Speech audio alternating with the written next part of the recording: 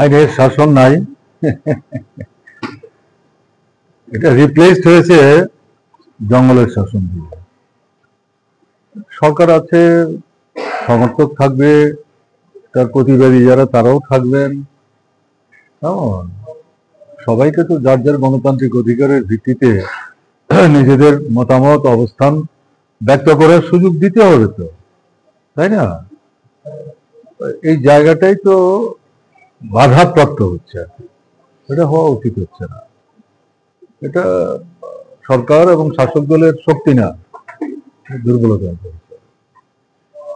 এবং আমি যে শুনছিলাম অমিতাভ দত্তকে মানে যখন পেটাচ্ছে তখন চিৎকার করে নাকি যারা আক্রমণ করছিলেন তারা বলছিলেন এর আগেও তো কয়েকবার আপনাকে মেরেছি, আপনার তো শিক্ষা হচ্ছে না কেন আপনি এরপরেও। তার মানে হচ্ছে সরকার তার অবস্থানের বিরুদ্ধে কথা বলবার জন্য রাস্তায় বেরো, এবং তাকে যখন মেরে ফেলে দিয়ে গেছে চিৎকার করে নাকি বলে যাচ্ছে কেউ যেন তাকে স্পর্শ না করে, তাকে যেন তুলে হাসপাতালে নিয়ে যাওয়ার চেষ্টা করে। তো ভাবতে পারছেন, আমি তো এই ছেলেগুলিকে দায়ী করবো না। এই যে মানসিকতা, ইনহিউম্যান যে অ্যাপ্রোচ, এদের বয়স কত? যারা আক্রমণ করেছে আমাদের ধারণা অভিযোগের থেকে অনেক ছোট হবে। এদের ভাবনা চিন্তায় এগুলো কারা ঢুকাচ্ছে?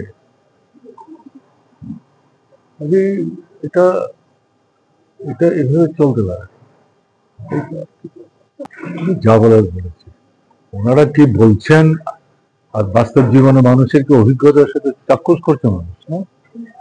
কাজে এটা নতুন করে ব্যাখ্যা করার কি আছে? চাঁদ দেখিয়ে যদি সূর্য বলেন, আম দেখিয়ে যদি কাঁঠাল বলেন, সে নিয়ে আপনার সঙ্গে তর্ক চলে না।